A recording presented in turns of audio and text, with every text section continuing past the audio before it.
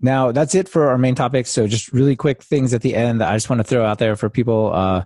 One, Adam, who goes by Codependent Coder on Twitter, sent a message over and said, hey, Django no longer supports Python 2 at all, which is pretty awesome because 1.11 has left long-term support, leaving only 2.2.12 onward, which has only Python 3 support. So yay for modern Python making its way through. That's good. And then last time we talked about 90% of coding is Googling, and that's okay, or it's not. And we didn't really feel like that was our experience, right? As people who've been around for a while.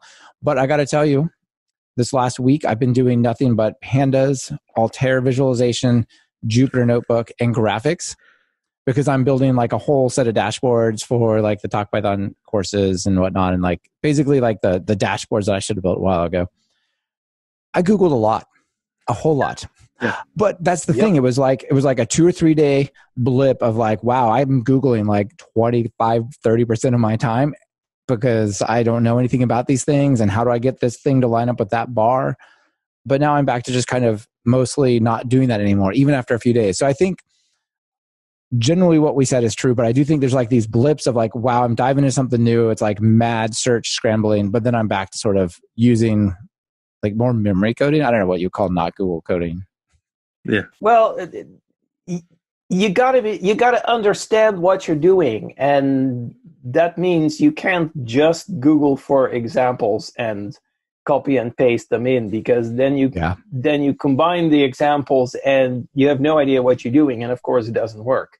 At best, it's frustrating, right? You're like, this worked, that worked, but together they don't work, and you just don't even know why, right? Yeah. So for sure, but.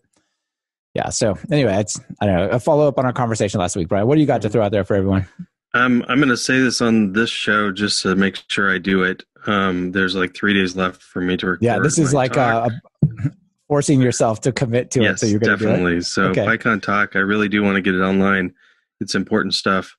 It's about parameterization. I talked a couple episodes ago about having trouble switching back and forth at home with all this working from home stuff between Mac and Windows. I've finally figured out the whole using command and control. So thank you to everybody, but apparently there's this really simple thing. Apple lets you just swap them on a keyboard. So that's what I'm doing. And it works great. And then also I had promised that I was going to have my cards project be able to work and publish to PyPI or the test PyPI. And it doesn't work with Setup Tools SCM because I'm using Flit. So if somebody's got a way to figure out how to just somehow change the version string or bump that every time you merge or something like that, that'd be great. But otherwise, right now, I don't think there's a way to automatically push to PyPI. Yeah, because it says that one's already uploaded. Maybe there's a GitHub action that'll like just randomize that or something. But I mean, because the version is embedded in the source code, and the trick that people are using with setup tools is the version is based on the version in GitHub, and you can't do that with Flit. So at least I haven't figured it out, but that's okay. I'll probably do something else. So that's my extras. Awesome. So, Guido, got anything else? Well, even though I said it's hard to imagine Python going online, it actually is going online. At least some of it is. The first talk by the conference chair, Emily Morehouse, has been posted. And yeah, her welcome was really nice. The other thing, and as you mentioned, Django no longer supports Python 2 at all. Well, that's just fine, because the very last release of Python 2, 2.7.18, was released a few days ago. Yeah, that's great. That must be kind of a load off of your shoulders to finally have that in the rearview mirror. I'm very happy, and I'm sad, of course, that we can't have an absolutely wild and crazy party in Pittsburgh like we were planning. Yeah, a big celebration on Zoom. It's just not the same. Just have to have a bigger. That's one I don't know how to pull off. Yeah. Cool. That's really good. All right. You guys ready for a really quick joke? Yes. All right.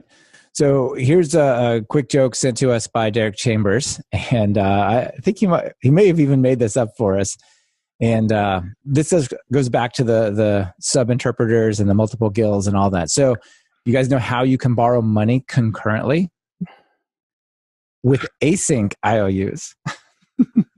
Terrible. That's a terrible joke. But very grown worthy. Very grown worthy. Excellent. Most of our jokes actually are around here, but that's how it goes.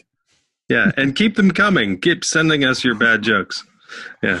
That's right. Python dad jokes, that should be a whole separate category. There absolutely should. There should. Well, Guido, it was really an honor to have you on the show. Thanks for coming and sharing your perspective on all this. Glad to be back. Yeah, and Brian, thanks as always. Good to be here with you. Cheers. Bye, everyone. Thanks, both of you.